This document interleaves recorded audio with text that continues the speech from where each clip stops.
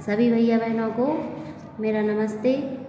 आज हम गणित में पार्ट 3 तुम कितना वजन उठा सकते हो कहानी पढ़ेंगे।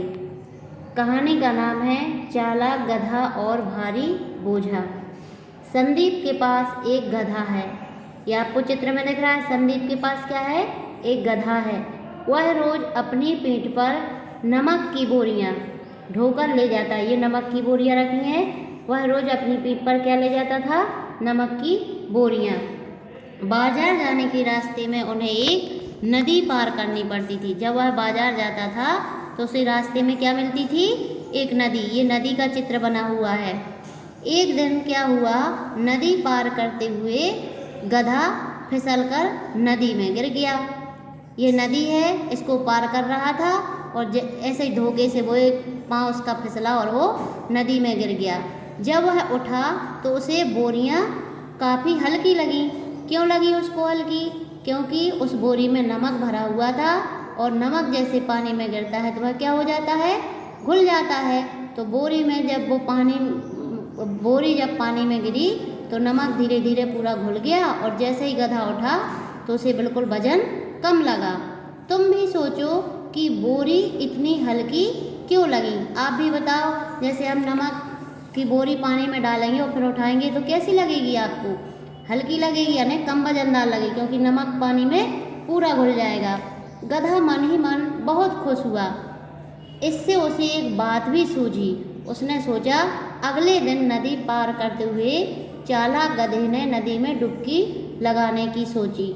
मुझे इसे एक सबक सिखाना। अब जैसे वो रोज रोज पानी में जाता और जानबूझकर गिर जाता था तो नमक की बोरियां उसमें पूरी घुल जाती थी, उसके पास कुछ नहीं बचता था।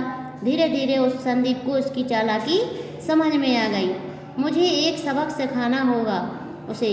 इस बार संदीप को गधे की चालाकी समझ में आ गई और उसने कहा, इसको हम अब सबक सिखाएंगे। अगले दिन संदीप ने नमक की जगह बोरी में ढेर सारे ऊनी कपड़े भर दिए। अब नमक तो वो घुल जाता था। अब उसने क्या सोचा, इसकी बोरी में अब और कुछ भरना चाहिए, तो उसने कपड़े भर दिए, ऊनी वस्त्र। सोचो, गधा जब इस बार नदी में डुबकी लगाएगा तो क्या होगा? आप ही सोच के बताना कि जब हम ऊनी वस्त्र वहाँ पानी में डालेंगे तो वो कम वजनदार होंगे या ज़्यादा वजनदार होंगे? क्योंकि कपड़े पानी में गीले हो जाते तो वो क्या सूखे रहते तो हल्के हो जाते हैं, और जब वो पानी में गीले होंगे तो उसका वजन बढ़ जाएगा, उसमें पानी भर जाता है। तो आप इस कहानी को अच्छी तरह से पढ़ेंगे और समझेंगे। इस कहानी से हमें यह शिक्षा मिलती है कि हमें क्या नहीं करना चाहिए? किसी को धोखा नहीं देना चाहिए। अभी आपको इसमें चित्र दिख रहा है, राजू शीशा पर झूलना चाहता है। आपको ये झूला दिख रहा है, एक लकड़ी का बना हुआ है जो अपन गांव में बना लेते हैं। राजू को शीशा पर झूलने के लिए एक साथी की ज़रूरत है। ये अकेला झूल रहा है। अब आप ही बताइए, क्या ये झूल सकता है? नहीं। क्यों? क्योंकि इसी के वजन के बराबर इस तरफ भी एक साथी चाहिए। रानी राजू की मदद करने आती है। दूसरे में चित्र में देखिए आप, ये राजू बैठा है और ये रानी उसकी मदद करने के लिए आई है, लेकिन फिर भी राजू शीशा पर नहीं झूल सकता। क्यों नहीं झूल सकता? क्योंकि राजू का वजन ज़्यादा है और रानी का वजन कम है, इसलिए रानी का झूला ऊपर उठ रहा है और राजू वजनदार है तो इसका पल्ला नीचे जा रहा है। क्या तुम बता सकते हो क्यों? सही उत्तर पर गोला लगाओ। राजू रानी से भारी है या हल्का? तो आप इसका उत्तर सोच के बताएंगे। कैसा है राजू? भारी, क्योंकि उसका वजन ज़्यादा है तो उसका तराजू ज़्यादा नीचे झुक रहा है। असलम उनकी मदद करने आता है। अब रानी की मदद करने असलम आता है, एक छोटा बच्चा और आता है।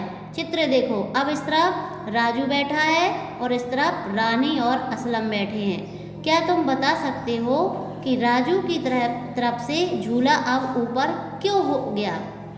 रानी और असलम से राजू भारी है या हल्का? अब आप ही बताइए। दोनों पल्ले एक बराबर हो गए तो दोनों बराबरी पर झूला झूल रहे हैं। दोनों का वजन एक सा हो गया, इस तरफ का भी और राजू का भी। अच्छा सूझा, मैं अपने साथ अपना थैला रख लेता हूँ। अब ये सोचने लगा बराबर होगा तो कोई नहीं झूल पा रहा। अब राजू क्या करने लगा कि उसने अपने साथ एक थैला रख लिया।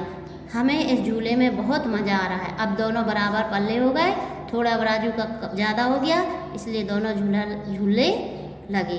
तो इसको आप अपने घर में अभ्यास करके देखना। धन्यवाद।